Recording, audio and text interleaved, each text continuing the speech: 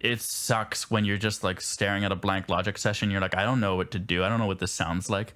But then if you just start like noodling anything, like it doesn't have to be right, it doesn't have to be good, just noodle. And then when you see it against picture, you'd be like, oh, this isn't working because of that. And then, well, why isn't okay? And then I'll change that then. And then all of a sudden you have a direction now, even if you don't have anything, but you at least know what wasn't working.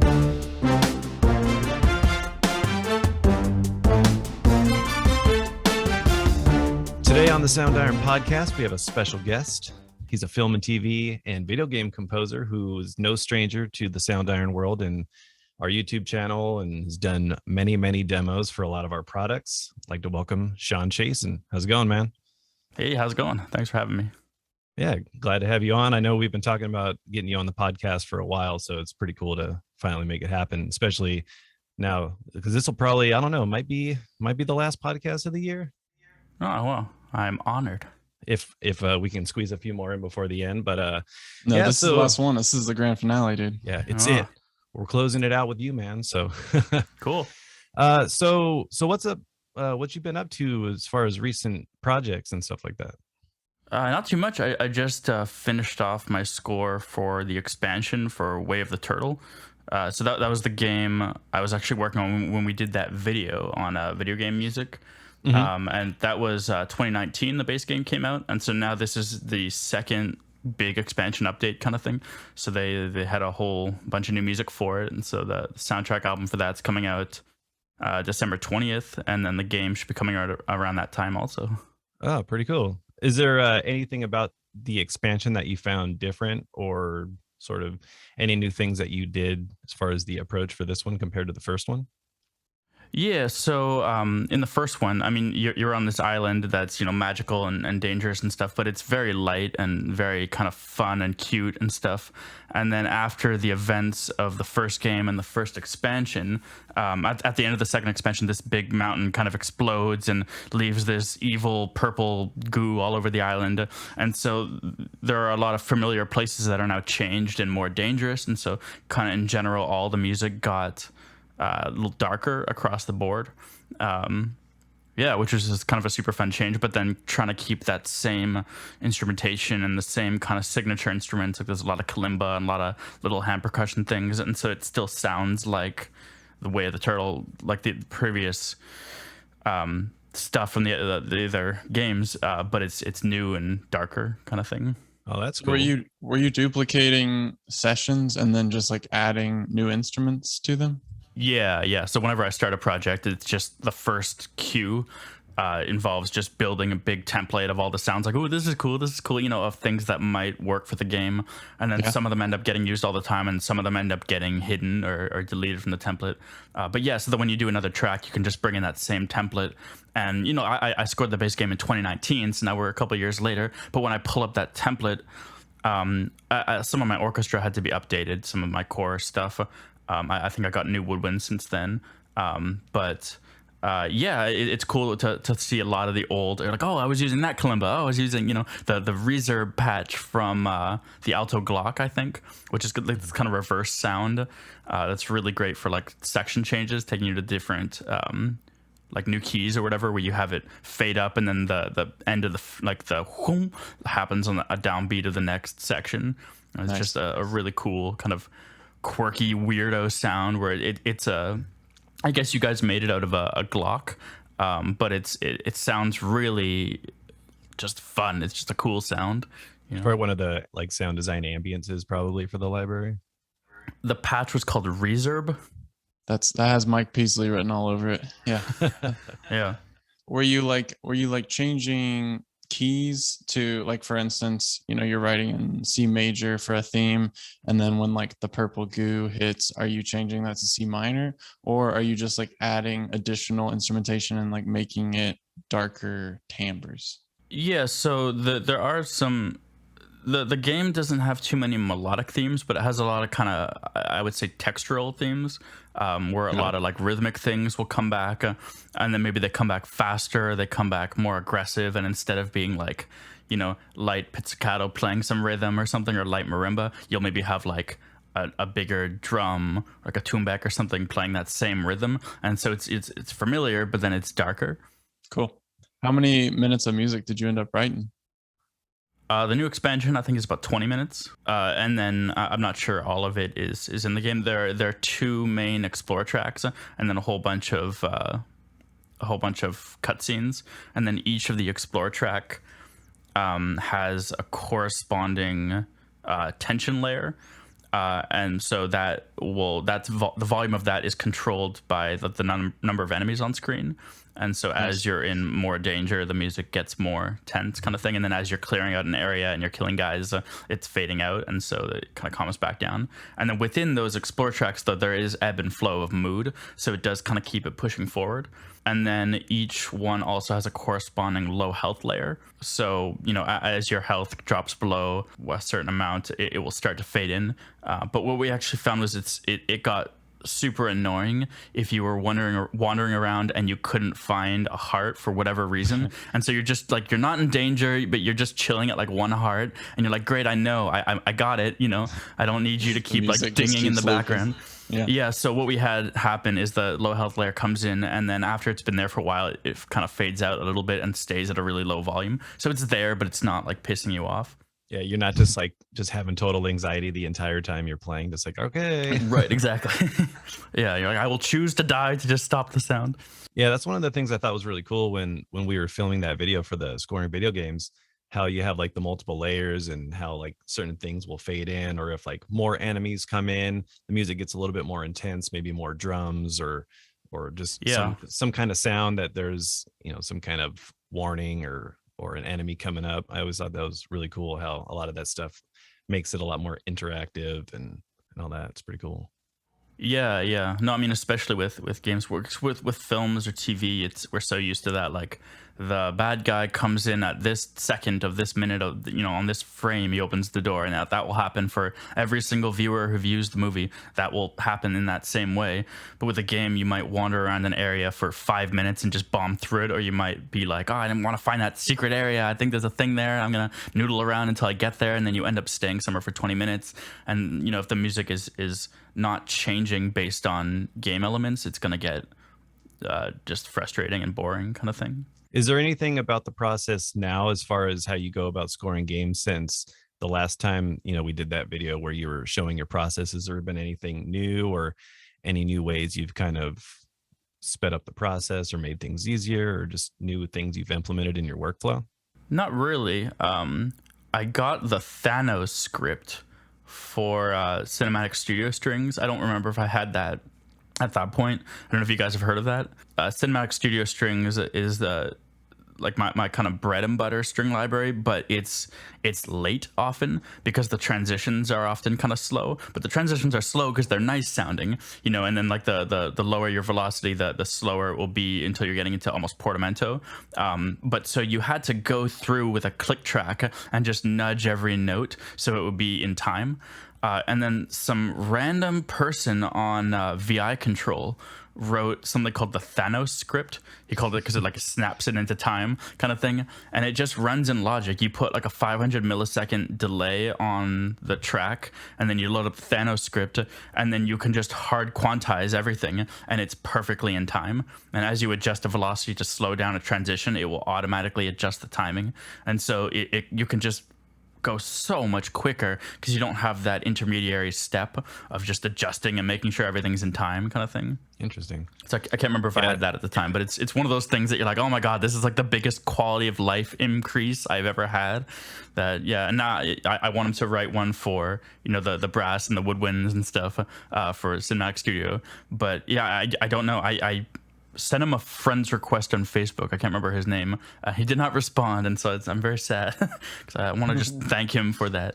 Yeah, I think I've always just normally, anytime I've ever had a virtual instrument that had some kind of track delay, normally just in Cubase, I just set some kind of negative, minus, 40 milliseconds or whatever, depending on the instrument, just to kind of make stuff fit in time. Because if there's a little bit of so that if it were consistently late, you could do that, but every note transition has a different amount of delay, so you could kind of get it in the ballpark with a track delay, but then you'd still have to nudge individual things, and then the slower transitions would be late or the faster transitions would be early, and so you did still have to go through and just nudging things off the grid a little bit until they're in time.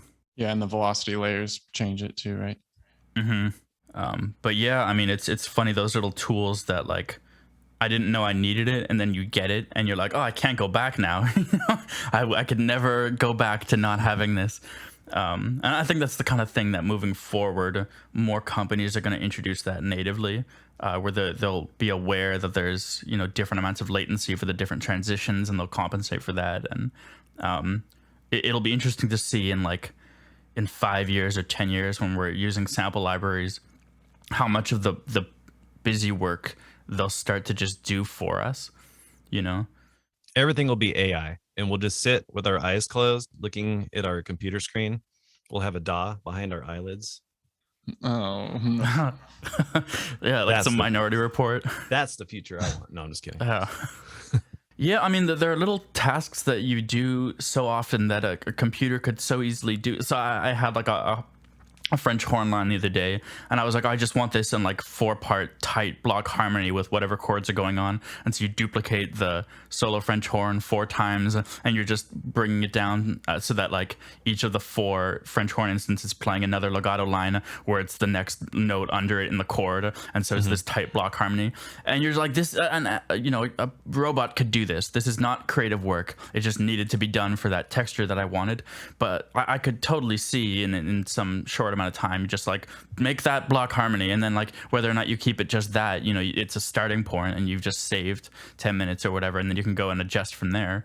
But there are lots of little things that we do really frequently that I think could be taken over. And there's something to be said about like, oh, the computers are writing the music now. And you're like, well, no, it's a tool is being, making our lives easier, right?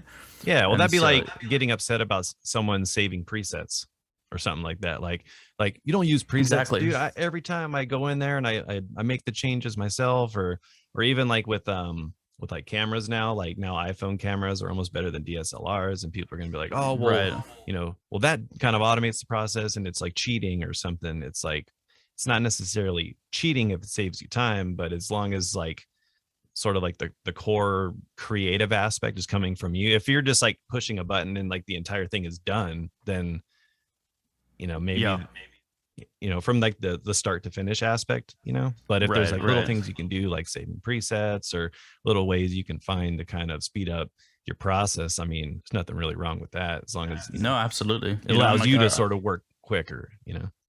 And I think it also comes back to this fundamental difference between, a film composer and a concert composer, or a more, artistic kind of composer. We're like, we're craftsmen at the end of the day. Our job is to generate a piece of content that pleases the client and supports the project, kind of thing. So like, it doesn't really matter how we arrive there. If we toiled over candlelight with a pencil on our score, if it made a good track to use a preset or something, then it's a good track. It sounds good. Yeah, exactly. It's like a lumberjack being out in the forest. Like, you don't have to chop every piece of wood by hand if you have some kind of machine that can just do it for you. Like, as long as whoever's paying for it doesn't, like you said, it doesn't matter. Back As in long my as- day, we didn't use chainsaws, and we were better for it. yeah. You'll find Okay. purists. You'll find purists in every genre, but it's Of one of course. those things like, Like, they don't care how hard you worked on it. They care about the result. Yeah, absolutely. Yeah, and they don't want to know how hard you worked on it. They just want to get it on time. Right. yeah, they're paying you for your knowledge and ability. Right. I saw you did a project with that involved Snoop Dogg and David Arquette or something like that. Yeah. So I did that last year. That was Domino Battle of the Bones. So that had its theater run in June or July, and now it's on streaming services. So I think it's on like the Hulu Premium, and then we'll be airing on Stars and stuff like that. I think you can also see it on Amazon Prime. So that was a comedy about a domino tournament in Compton.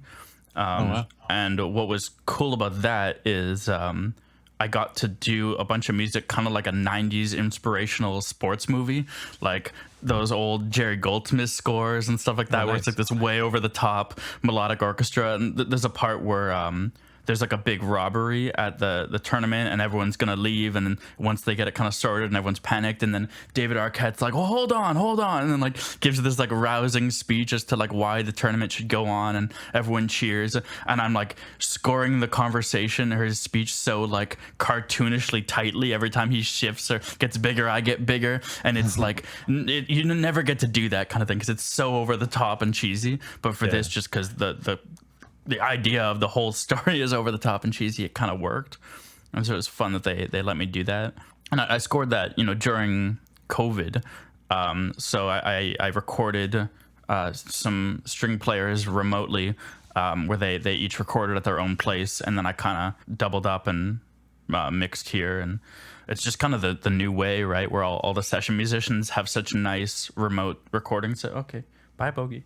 They all have such nice recording setups now, that it's just easier than having them over or even like booking studio time, unless you really need people to be in the room together. It can be so much faster. And then I guess other than that, I just had a dub for a project I'm really excited about, that I can't say too much about now, but yeah, will be a TV series hopefully coming out early next year, that I cool. also got to write some kind of 90s-ish music for. And then the same kind of thing where I've been doing this thing where I'll record like one violin and one cello, and then just layering with the samples, and then each cue will have maybe like 3 or 4 violin parts and 2 or 3 cello parts. And so you have basically 5 strings, and then you're giving kind of viola parts to your cello. And so you have a little small string ensemble, and then you're blending that with samples, and you can get a really beautiful, really intimate sound. And then because every instrument, every part was recorded separately in isolation and not all together in a room, you can melodyne things, you can time align things if it's a rhythmic part and you need them to be like exactly locked in. And so you just have like so much flexibility and control to make the mix sound kind of how you want it, that you wouldn't get if you were recording that ensemble in a room together. And it's like a beautiful magical take, and then one guy wrestled his chair and was out of tune, and you're like, well great, that moment of that take is ruined, kind of thing. But if it's all individual, you can just replace the one part, or you can just tune the one part, and it's good to go. Nice. Do you have any tricks that you tend to use to kind of blend them together? Any sort of like EQ matching or anything like that? Or how do you normally go about sort of making it all sound like it's one big cohesive session? I remember recording a thing when I was in undergrad, and it was all samples, and then I recorded this one French horn, and he wasn't even playing a big melody. It was just kind of part of some chord or something like that. And the mix sounded so bad because I was so proud of the fact that I recorded a real French horn. So it was so loud and up front. And it was like, here's my synth orchestra, and here's this French horn that I recorded. And you're like, oh my God, wait, that's so loud. And so just kind of that realization of like, just don't treat it as special in the mix just because it's a live element.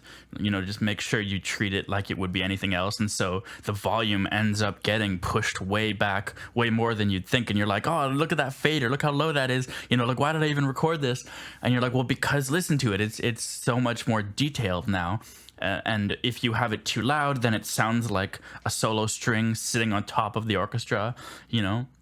And so you really do need to kind of solo the solo violin and then solo the sampled violin together, and just kind of feather in until you find a nice balance where it still sounds like an ensemble. You're not hearing one violin, but you hear it as more detailed than if it were just the sample on its own. Yeah, I've always heard that a lot of people like to do that sort of stuff. When I was hanging out with Leo Berenberg, he was telling me how he would use, like something like Olympus as far as like recording in like a choir melody, that has recorded transitions, but then he would also record himself maybe once or twice on top. So you get those real, human transitions blended in with those recorded transitions. And it would just help just add that slight touch of, that human aspect to it, even if it's as subtle as, being blended down, or put way down in the mix. There's just something about that little element in there that just kind of resonates with our ear in a way that's like, oh, that sounds more realistic or believable. Yeah, so that's cool. That's really cool. Yeah, I'm always jealous of people who can sing really cinematically. And like people like Mimi Page, who just has that voice that you're like, yeah, that's a really cinematic voice, and like you just have that on you at all times. Yeah, it's funny because I remember when we were working with her on her vocal library, and she was just like, I can always record myself, but now it's kind of cool to just be able to like load up my voice and use it in ways that I never could, like loading in some staccato patch with a bunch of effects on it and just create these really sort of delayed, bop, bop, bop, bop, bop, bop, bop, bop, bop, bop, or just weird arpeggiated stuff that sounds a lot more sort of hybrid and sound design in a way. Yeah. So that's like the kind of the cool part of being able to have sort of the virtual aspect of your own voice, because you can write things in a way that you normally couldn't achieve by just putting a microphone in front of you. Yeah, yeah, absolutely. There was a guy I saw who did, that Owl City Fireflies track, like 10,000 fireflies, da da da da da da. It's got this really like electronic, cool opening thing, and this guy recorded his clarinet, but he recorded each note separately, and then the video is edited so it's like every single note has him in like a different part of the room playing the clarinet, but it creates this really disjointed electronic sound but out of his organic clarinet, and it's such a cool sound, and you're like, yeah, that's like, for this effect, that's better than just playing the line kind of thing. That's so cool. And it's that, it comes back to that, like sometimes sampling just, it's not about being better or worse, it just gets you a different result, Exactly. It's just using technology as a tool. That's one of the things I really like about people like Jacob Collier, and the way you see him going about his music process. It's really like inspiring and sort of like a fresh take, as far as him just like recording every single line and videotaping himself. And you see, all these different, camera shots of him singing and harmonizing and stuff. And it's really cool. Like makes for an interesting video and an interesting song. Yeah. Jacob Collier is upsettingly good at music. Yeah. It's like inspiring, but depressing at the same time, because you're just like, this guy is so young and just like such a genius at what he does. Like his he's so cool. His approach and thought process on music, and the way that like you don't really hear a lot of people in sort of into using like microtonal stuff, because it's very you can get super deep, and if you're not really too knowledgeable in that, I don't know, most people probably don't know how to use it in a musical way without just like making everything sound sort of chaotic and out of tune or something. But no, I mean, it'll be interesting to see in like 20 years when we're like codifying what he's doing exactly. There's a video where he shows a modulation to like G half sharp, and it sounds so natural, and he's moving through keys, and I guess just certain notes in each of the chord voicings he's just making just a little bit brighter, like a few cents sharper, and he just arrives at this point where he lands on this big triumphant G chord, and you're like, why is that such a bright, like epic chord?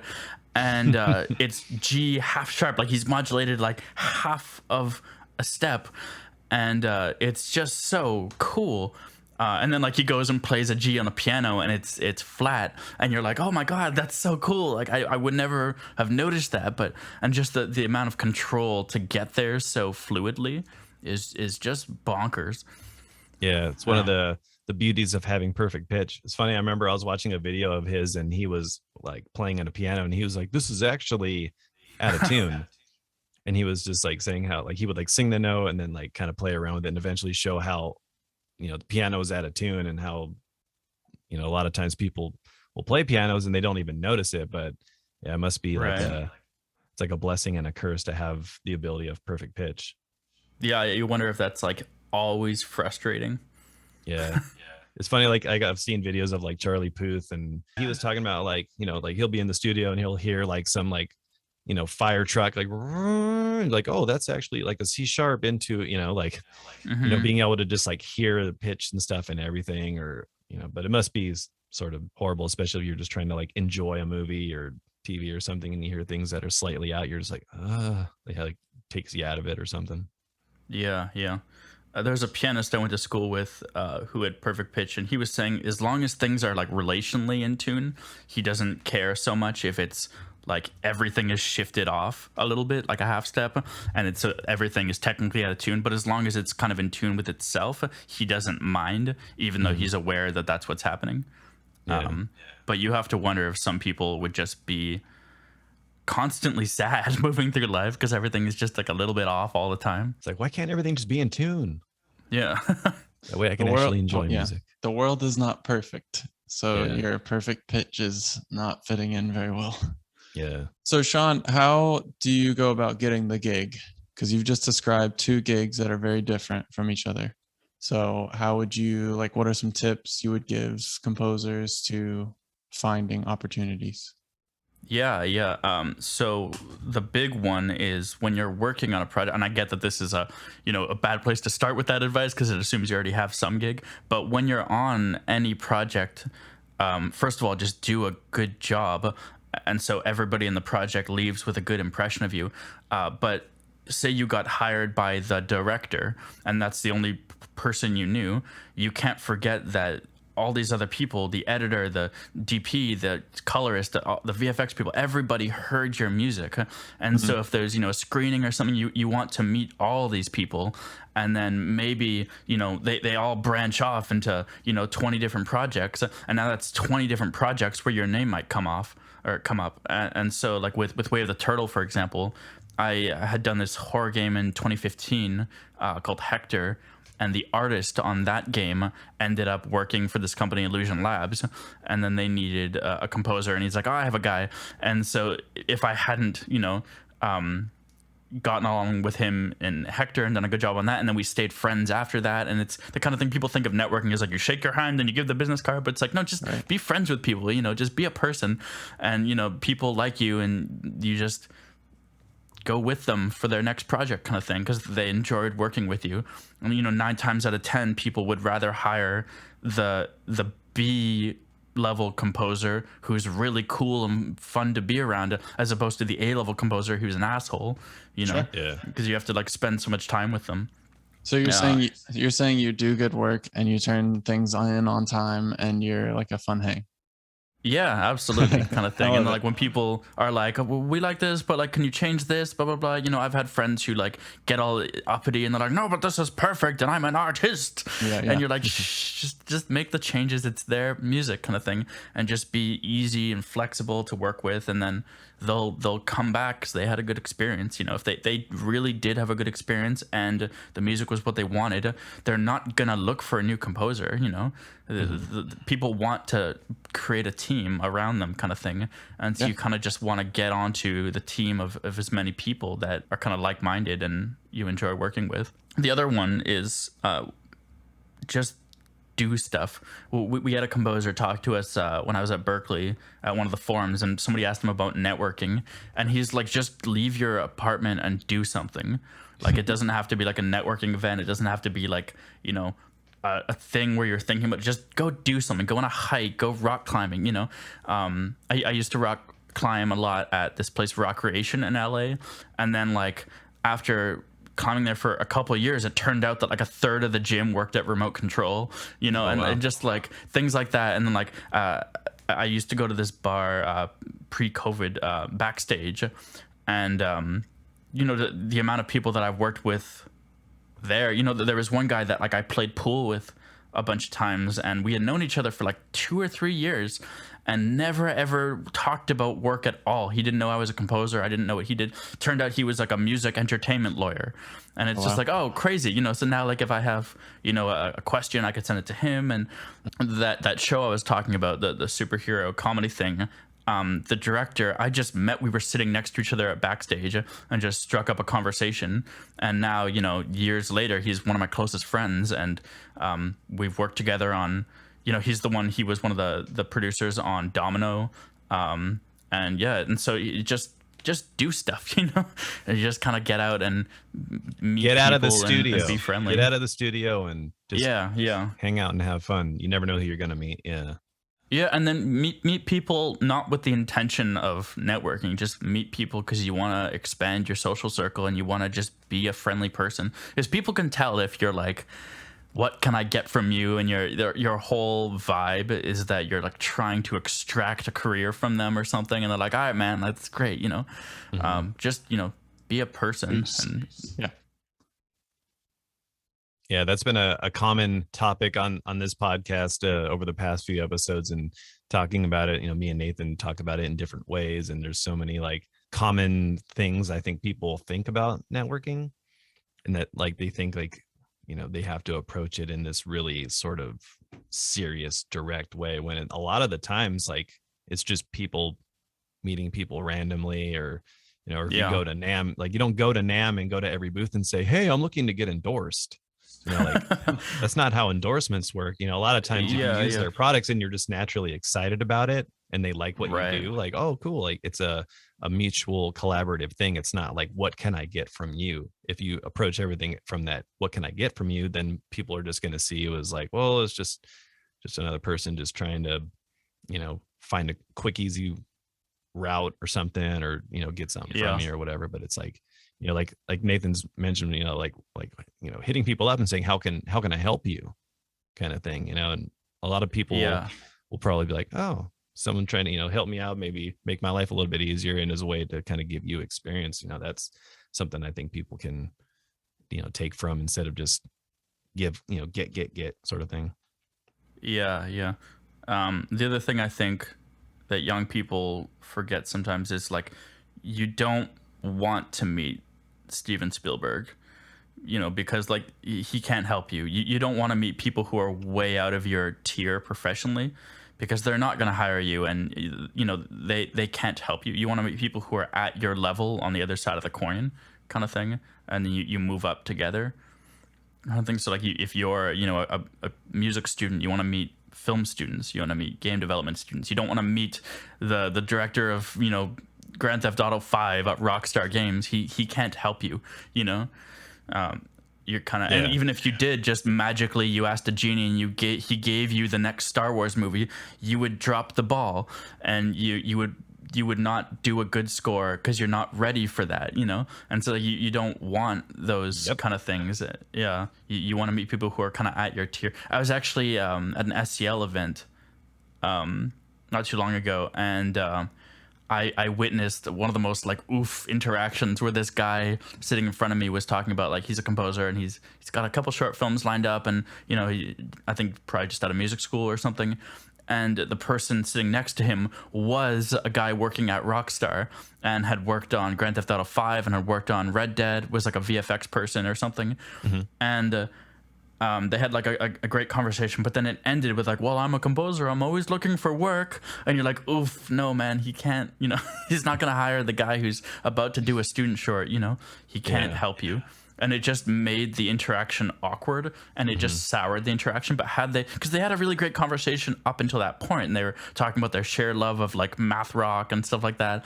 And it's like, had they just left it at that, and even if they got each other's contact and they were sending each other math rock back and forth and became friends, and then in 10 years, when he's, got more under his belt, he's got this friend who works at Rockstar, you know what I mean? But because he was like, can I have work right away kind of thing, then like that's the end of the relationship.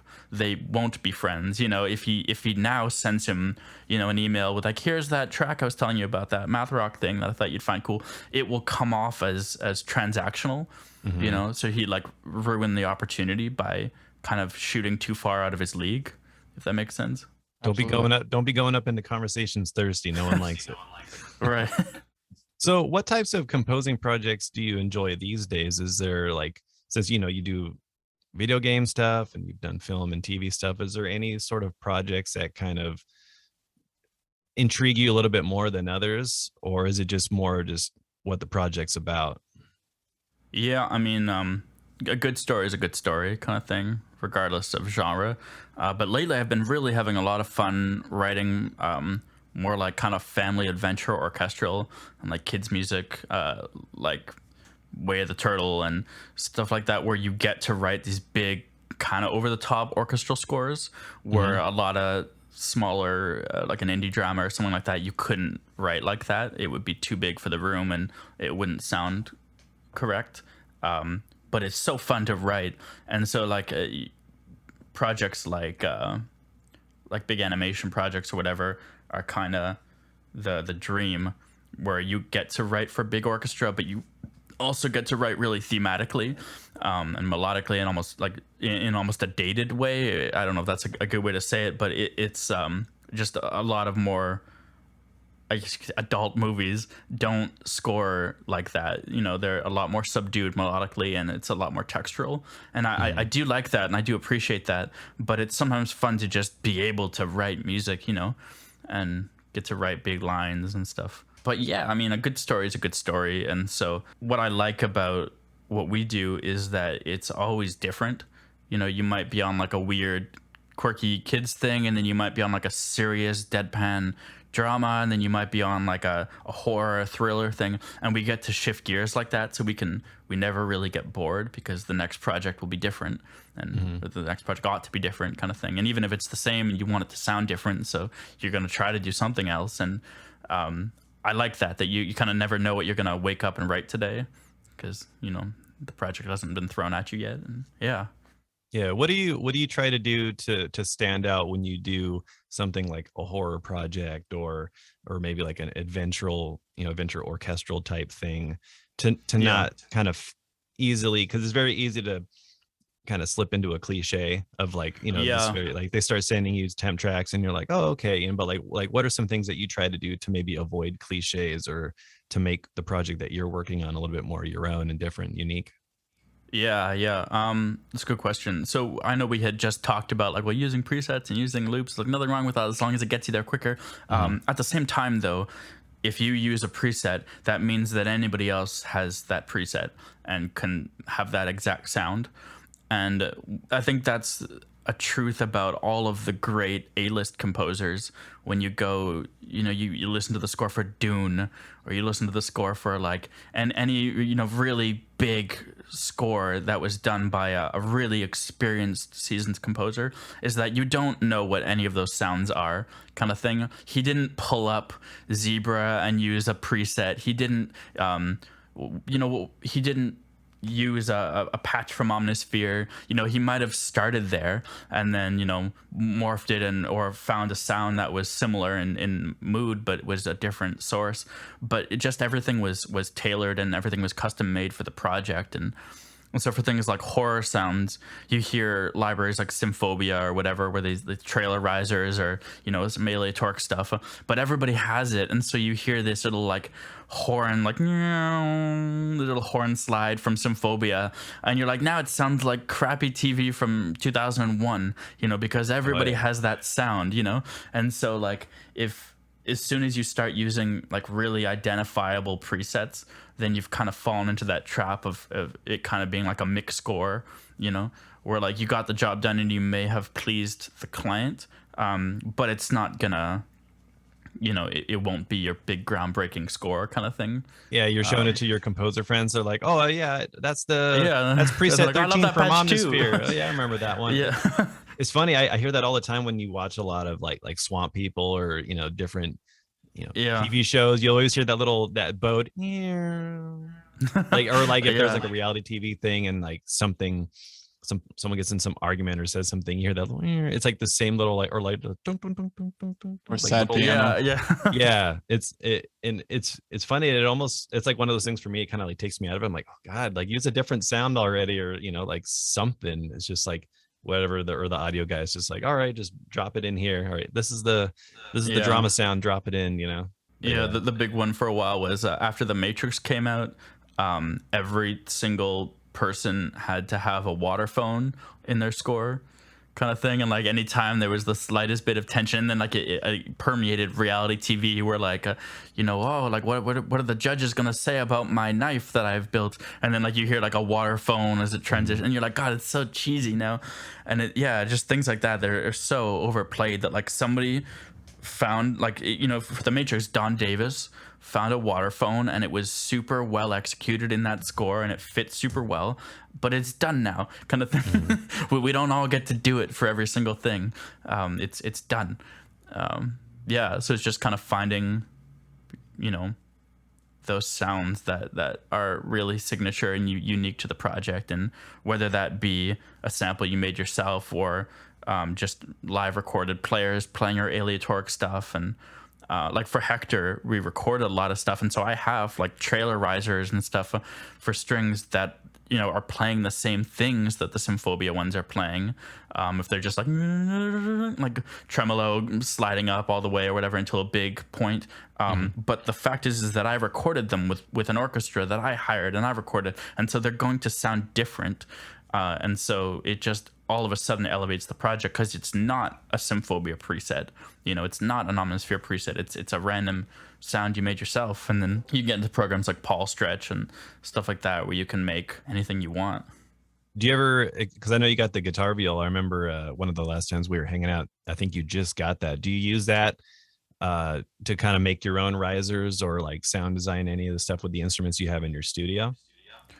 Yeah, so I had done a whole bunch of hits, like horror stingers from that guitar actually, which is like a jazz guitar, but just picking really aggressively behind the bridge. And you get this really like Twangy. yeah, and then running through like a ton of delay and reverb and stuff like that, and then maybe pitch shifted, and just you can make some really unfamiliar sounds. And same with like a harmonica is a really horrifying sound if it's like slowed down and lowered. It just makes this like haunting, unsettling growl. But since it's a harmonica, it's a wind instrument, it has that kind of organic nature to it, which makes it almost more unsettling. Because a synth that's low and growly, you're like, cool, it's a synth, it's kind of a thing. But this, it almost just sounds like a creature in the deep. Like, what is that? It's breathing. It kind of ebbs and flows like a person would because you're blowing into it. And so, it can just be a really, really unsettling sound. Yeah, like have you ever heard that sound? It's like a bunch of crickets recorded and pitched down. It sounds like, I remember it sounded like a choir or something. Oh, weird. This was like a long time ago. I hope I'm remembering this right, but yeah, it was like supposedly like a bunch of crickets were recorded outside, but when they pitched it down, it sounded like people singing. It was really trippy but cool at the same time. It's like it makes you wonder. It's like when you hear crickets talking to each other, like what's really going on? Yeah. This is now really running the world. This is now a conspiracy podcast.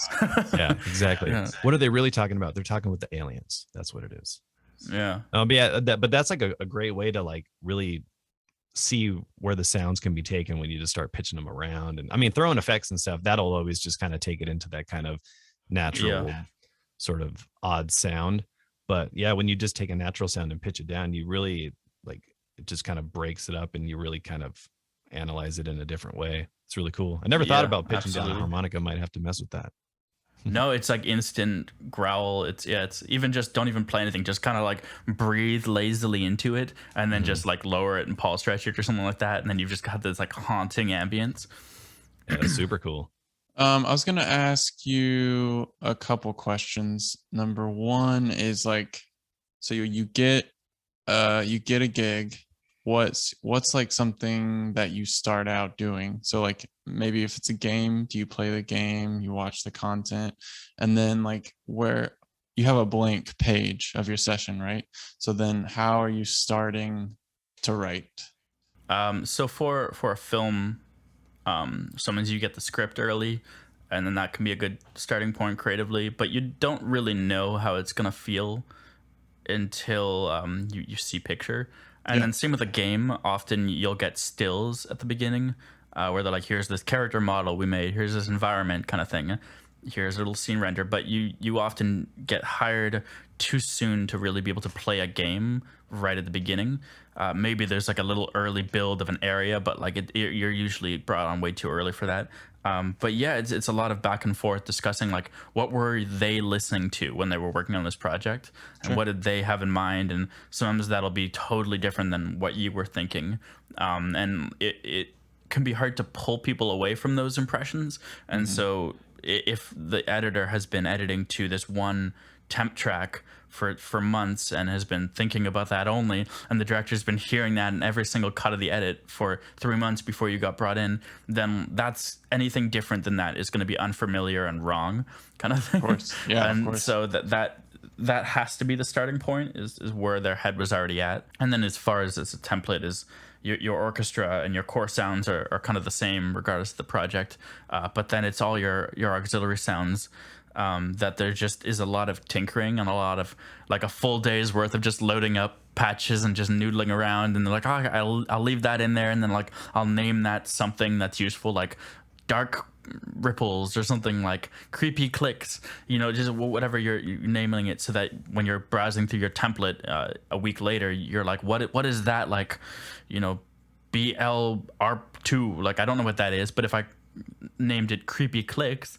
then like, oh, that was that thing, okay, cool, and then I can press that and I get and yeah, and so just kind of building sounds together, and then that's your same experimental phase when, if there are certain needs that you anticipate, you can start to try to build your own little Kontakt instruments and do some experimenting. And if I know I'm going to need a bunch of ambiances that are going to need to last a bunch of time, then it might be worth just spending a few days just recording and then passing it through Paul's stretch and just seeing what comes out the other end, and seeing what we can do, and again cutting down on preset use. And so if I know I'm going to need pads, then I'll try to make a couple pads from scratch that are not Omnisphere or not Diva or whatever, so we can just have things to lean on that will instantly sound unique to the score because you made them for the score. And then you kind of try to do your best to retire them after, so that for your next project you're not just pulling up that pad you made, because then all your projects have that pad, and that does happen. Is sometimes I'll have to like really consciously tell myself like, this needs to be removed from the template and not added back for at least like a bunch of projects, kind of thing, because it's like you listen to a cue from a project you did a year ago and you're like, oh my god, that has that little twinkly sound in it also, that's really embarrassing. And then these 5 projects have had that little twinkly sound somewhere, and so you have to just make a conscious decision to retire a sound from your template. Do you have any writing tricks or like starting tricks to get out of a creative rut? So like you're sitting there, you're just starting the day, you're starting a new project, and you're like, I'm not feeling this right now, like, do you have any kind of go-to like noodling or like an instrument that you pick up that you kind of like gravitate toward? So most of my noodling and my like early writing happens all on piano. Okay. So like if you look at a session, even if it's like a big orchestral thing, there's probably going to be a muted piano track in there that if you just soloed that would have all the chords and everything mapped out, of the whole piece, and maybe some of the melodies are in there and fragments and stuff like that. And so that's a huge starting point. But if you're really creatively blocked, just go for a walk, kind of thing. Go make some coffee, go for a walk, go get a snack, watch a YouTube video, just do something else, and then come back to it. And often that frustration you were feeling goes away. And then like I don't want to watch a YouTube video, I'm procrastinating, but then like midway through that YouTube video, you find yourself noodling with an idea, and then you end up pausing the video and going back to your Logic screen, and then before you know it, you're back to work, because you didn't force yourself to work. You just kind of, allowed yourself to get there, Obviously, if there's a deadline and you're chugging along, you have to force yourself to work. But I think that's a lot easier once you've got the sound of a project. Agreed. And you kind of have tendencies that the project will do musically that you can lean on. But yeah, the first cue of any project is always the hardest. And there's that it's a quote, it's attributed to like so many people. I've heard it attributed to Stravinsky, but I don't know if he actually said that, but the whole thing, like, free yourself from the tyranny of the blank page, kind of thing, where like it sucks when you're just like staring at a blank Logic session. You're like, I don't know what to do. I don't know what this sounds like. But then if you just start like noodling anything, like it doesn't have to be right, it doesn't have to be good, just noodle. And then when you see it against picture, you'd be like, oh, this isn't working because of that. And then, well, why isn't, okay, and then I'll change that then. And then all of a sudden you're kind of, you have a direction now, even if you don't have anything, but you at least know what wasn't working, and maybe stumble across the thing. You're like, oh, but that one little chord change, that sounded really appropriate for this moment, kind of thing. And so then you can lean more into the things that are working and stay away from the things that aren't. And because making changes to something that exists is so much easier than generating something new. I like that a lot. So as a freelance composer, part of the job, a description is being between jobs. Yeah.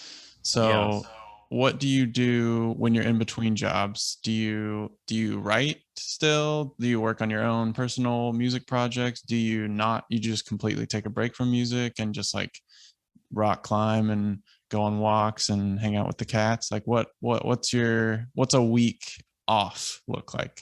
Yeah, so I've been that's definitely a thing I need to improve on. I think we all do, because I think often when I'm working on a lot of things, I'm stressed out because I have too much work, and then the project ends, and then I get stressed out that I don't have enough work. Yeah, totally. And so you're constantly living in a state of stress, either because you have too much or not enough, kind of thing. And I was talking to a bigger composer about this, and he was like, you just need to chill, you just need to like allow yourself to chill. Like if you have a week off work, it's not the end of the world. And I think especially as younger composers, it's really easy to be like, oh no, the project ended and that's the last thing I'll ever work on, my career's over forever. Right, right. And it's like, no, just hang out, just chill out, and then when something inevitably comes up, you are rested and ready for it, kind of thing. Yeah. And you didn't spend the whole time off stressed that you would never work again. There's an interview with Jerry Goldsmith's wife that she did years after he had died, where she was talking about like how he, even to the end, was always paranoid he would never work again. And so like if you look through his IMDb, he's done all these great critically acclaimed projects, but then it's like sprinkled with like these weirdo little terrible movies that he would just be like, oh, if I say no, then I'll never work again. And he'd be like, Jerry, you have an Oscar, you can say no to that project, kind of thing. And he's like, no, I'll never get called again. And it's kind of like one of the greatest film composers of all time had that insecurity his whole career. So I think it's kind of okay that we have that if he did. But it's something to work on, to actually accept the time off and to allow yourself to chill and rest. Do you ever get sort of like panic or anxiety if you ever turn down a project, or do you most of the time usually get projects that you like to work on? I've been getting better at that. Once in a while, somebody will email you, and a tough thing is when they contact you with a project that you find really compelling, but they have no money, kind of thing. Mm-hmm. And it's not about like, well, I could, do this project, but that means then it's time that I couldn't do another project. And so it's not just that you're agreeing to do their project for less money, you're also agreeing not to do another project. And so that is a whole issue with kind of setting your own boundaries wherever you land comfort-wise, when you can say no. Mm-hmm. And I know it can be frustrating. It's happened to me where I turned down a project because this seemed like nice people. It seemed like an okay project, but they didn't have any money really. And with no money comes its own set of issues, where the project might get delayed halfway through. And then when they put it out, they have no funds to market it or to distribute it properly. And so like you're maybe signing up for just a dud project kind of thing, but then you say no, and then you end up not working on anything that week anyway. And you're like, I probably could have done that. That kind of would have been fine. And then like, what if it, that the whole like fear of missing out, what if that was this viral hit indie game that I turned down, kind of thing. But you do have to say no. There's only so much time in the day, and if you say yes to something, that does often mean that you have to say no to something else. And so I think it's okay to be a little bit more choosy, because you can't do everything. I mean, some composers have this kind of a shop mentality where they will say yes to everything and will accommodate by hiring more people. And so they have these like music factories where there's, this composer, you're like, how are you doing 7 hit TV shows at one time? And then you look at the IMDb and there's like 5 additional music composers credited for every episode. And then like he's got like, 10 full-time assistants working for him. And you're like, oh, there it is. You see guys like working as an and it's like, aggregator. how are you doing The Walking Dead? And this show and this show and this show, and then he just did this big movie, and then like 4 months later he did this other movie. I'm just like, plus I've heard that he's one of those composers that can work super quick, but also one of those guys that has a team. What is it? I forget the name. Sparks and Shadows. Yeah, or something. Is that it? Yeah. Yeah. So, I mean, definitely having a team around you to help sort of be able to accept more projects. But I think if you're at that level, it's, you know, going to be more of a requirement probably than someone who's maybe just starting Probably, yeah. out or more freelance, kind of doing it on their own sort of thing. Yeah, yeah. But you do see big composers who have really small teams, and they do work on one project at a time, and I don't think there's anything wrong with that, and that they won't be the people who are making buckets of money from working on 10 films a month. But you might argue that the quality of their films is higher because they have more personal involvement in anything. And I think the fear is that you become an aggregator of work more than a composer. I have some friends who have gone kind of that route with video game audio, where they've started like video game audio companies, and some of them have like a ton of employees at this point, and they work on tons and tons of games.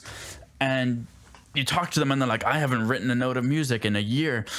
And you're like, I have a MIDI controller at my desk still because I would feel terrible about myself if I didn't, but I don't use it. I deal with clients and I manage projects and I aggregate work to like the composers who work for me, but they're not composers anymore. Like, The Frankel pickle must leave. Every job gets boiled down to sending emails at some point, right? Right. But yeah, I mean, that's definitely not for me. I kind of want to work on projects. I want to be in a room alone writing, and I don't want to be managing a big team, or I don't want to be, working on too much to focus on individually. Yeah, you don't want to promote yourself out of the job that you actually love. Right. It's impossible to work on multiple projects at a time and have them not sound. So the Star Wars Episode 3 and Minority Report, John Williams was scoring both of those at the same time. And there are cues when you're like, that is identical. This one part, that is identical. And it's he's one of the greatest film composers of all time. But it's impossible. He worked on those films at the same time. Of course, there's going to be things that sound the same. It's impossible not to. Yeah. And so if you're working on 4 shows at a time, and TV music that just needs to be pumped out really quickly, it's gonna sound similar. You can't help it. And so there's something to be said for taking fewer things. But obviously there's a privilege in that statement because those fewer things have to individually be higher paying to support yourself. So we're not always in a position to say no to things. But yeah, it's a trade-off, I think, being a business manager versus being a composer. And I get we do have to be a combination of the two. But it's kind of which side of that coin do you really want to be landing on? And then that's a personal choice kind of thing. I don't want to make a value judgment there. Rent hits on the first of the month every month, so you got to figure out a way to pay the bills. Yeah. I have 2 more questions. The first one is kind of a double-sided question, but it's like we have a sea of content just constantly coming out, right? Just an ocean of streaming content, YouTube, indie films, and TV. Like, there's just so much because it's never been easier to like shoot and upload. So how do you kind of filter through the content when you're like trying to find the next gig? And then the other part of that question is, it's never been easier to write music, quote, put that in quotes if you want, but like, it's never been easier to make a track or make a beat. And so how do you stand out as a composer and like show that you are head and shoulders above the other people vying for the same position? Yeah, those are good questions. So first of all, with the sea of content and streaming and everything, by the time you've heard about a project, it's too late to be on it, kind of thing. That's pretty universally true. That if you've heard about something, then it already is mostly done. Sure. And the composer was hired a year ago before you heard about it, So that's not really ever a consideration for me when I'm looking for work. I'm hitting up colleagues that I've worked with in the past and fostering those relationships and wondering what they're working on, and then just things like that. But yeah, in terms of seeing hearing about stuff coming out, it's too late for you to work on it if you're hearing about it. With music being kind of easier to write than ever, I will say easier because of the technology, where I think the barrier for entry is way lower. Right. I think that's a good thing in the sense that it's kind of democratizing music production a little bit. You hear some people panic about that, and they get up and, well, some kid can, just throw in some GarageBand loops, then he's going to steal the gig or whatever. And I wonder about those people sometimes, because if you're worried about a kid with GarageBand loops stealing your project, then maybe you need to be better. Yeah, you need to reanalyze your process a little bit, because you're looking at it the wrong way. Yeah.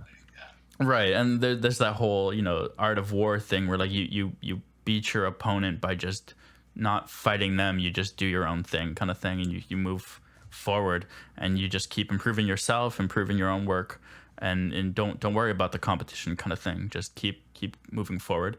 But yeah, I don't think that's a bad thing at all, that a kid with a laptop and GarageBand can make beats. I think that's great. If anything, that's introducing a whole bunch of new people, a new generation of people to music who may otherwise have not had access, or have not, maybe before the entry to music was, are you going to take piano lessons or guitar lessons? But now people, they have a laptop, they don't have a guitar, they don't have a piano, but they can get into music, and they can pencil in MIDI notes, and they can start learning about how a melody works, and, about what chords might work with that melody. And you get young kids who are making really incredible stuff. And I think that's kind of a wonderful thing.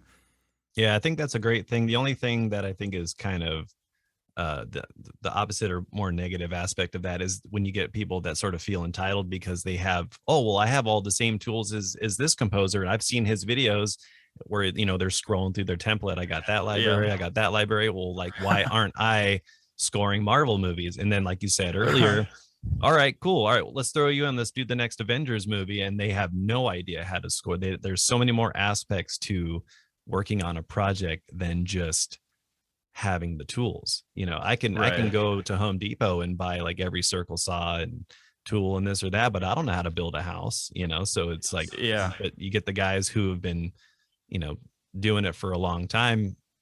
Maybe there's always going to be new tools that come out, but having the foundation and the fundamentals, I think, will always sort of keep you a little bit more at the forefront, especially work ethic, because I think now with stuff being so easy and like everybody can do it, there's still that level of work ethic that some people just don't have. It's very easy to buy the tools, but you always got to have that drive to learn how to use them, learn how to do stuff new with them to make it stand out and stuff like that.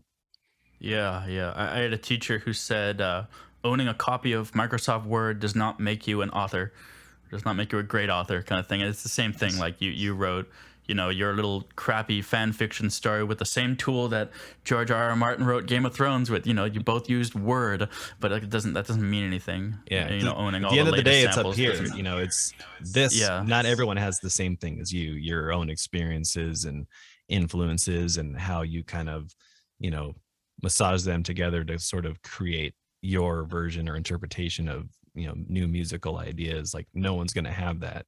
So that's the thing I think more people need to worry about, is just like learning new things and, keeping the mind sharp and learning new ways to be able to utilize your tools in a more quicker way, and just understanding it and stuff like that. Yeah, no, for sure. And then kind of that whole thing about helping people up along the way that comes with this, where if people are panicking that the kid with GarageBand is going to take their job, then when the kid with GarageBand is like, can you tell me about your reverb? And they're like, no, it's my reverb, it's my preset kind of thing. And you're like, just what's the problem? Just tell them what reverb you're using. Take a screenshot of it so that they can see all your settings. It shouldn't be an issue. We can share knowledge, and as people, above you share knowledge to you, and it's just, we're all kind of in this together. And there's, like you said, with the sea of new content for streaming and games, and there's room for all of us kind of thing, where we don't need to be putting each other down to stay afloat. I think that's a good analogy. I think there's a real worry about giving away the secret sauce when you don't really know what the secret sauce is about yourself. The sauce is always changing, or yeah It's not a reverb price preset though. Almost definitely not. Yeah, no, the reverb preset's not gonna suddenly make you, but I use a 22.3 pre delay on my string orchestral verb, and that's the thing that makes it sound, that much more yeah. realistic or something like that. Yeah, yeah. But at the same time, being, young and seeing somebody use reverb preset that you like, that's helpful, and I think it's okay to share that. And you're not going to lose work because you shared your reverb preset or you told them what horn library that was. Yeah, Absolutely. I've always found that teaching people, and I know Nathan, you've done some teaching and stuff too. Like, have you ever found that like teaching people almost kind of like makes you analyze what you do a little bit more because Oh, you're absolutely. Yeah, like absolutely. breaking down little things like when I used to teach guitar, like it really forces you. It's not just put your finger here, pick down. It's like how you hold the pick, where the pick is in your hand, how you Right. angle it, like all these little sort of like micro mechanical things that maybe other people don't think about. It's like those are the little things that sort of will take you a little bit further than just like the overall like macro movement or whatever. And I feel like even like musically or with plugins or presets, like maybe you're teaching someone about reverb and they're like, hey, have you ever messed with this setting? There's like this button right here, like, oh, I didn't even know that. You open it up and there's like all these other settings, like maybe Right. you might learn something from the people that you're teaching too. So it's it's always cool having those kind of educational conversations because you can learn stuff at the same time. Don't always think that your way is the best way or that you got it figured out. You got that secret sauce batched up and locked up in the cupboard. Maybe you got to Right. reanalyze the recipe. Yeah, yeah, absolutely. My last question is Craig and I are both biased because we work for Soundiron, but I had a composer who asked if he should buy the full version of Kontakt, and he said, like, I'm happy to pay for quality samples, but I hate the idea of paying for Kontakt, paying for the sampler. And so I'm asking you, Shaun Chasin, is buying the full Kontakt worth it as a new composer? Yes. Bingo. Yes. I mean, it's a sampler. It's it's Kontakt is arguably the most bread and butter foundational tool of the film scoring industry. Mhm. If I could have one thing other than my DAW, it would be Kontakt. And lots of things work with Kontakt Player, but so many don't. And like, why would you, if you're willing to pay money for a sample library, why would you limit yourself to only libraries that work with Kontakt Player kind of thing? It just seems like a bizarre, especially Kontakt itself is not even that expensive and it goes on sale pretty frequently. And I'm not saying go buy Complete necessarily, but like just Kontakt is just, it's so foundational. And then even, I don't know with Kontakt Player, I don't think you can make new libraries. Nope. But with Kontakt, like you just drag a sound in, Hey, you you don't make your even do own anything, stuff. and then it just maps it, right? It just Yeah. that alone is worth the price. That's the secret sauce. Right. Yeah, That's the exact- throwing that's your the own ex- samples in there. That's the exact answer I was looking for. So thank you. Kontakt is definitely worth the price of admission, and it's an industry standard sampler for a reason. So Yeah, Yeah. absolutely. We have a good amount of products that aren't for the player versus player products. So I mean, it's always kind of a bummer to feel like, well, I can't get that one, even though it's really cool because I have only the free player and I don't want to work in a demo mode and all that stuff. It's like if you're going to invest in other tools like getting some big 88 key keyboard, but then you don't have all these like cool sounds to utilize it with. It's like Yeah. maybe you should refocus on some of the tools that would really benefit you in the long run.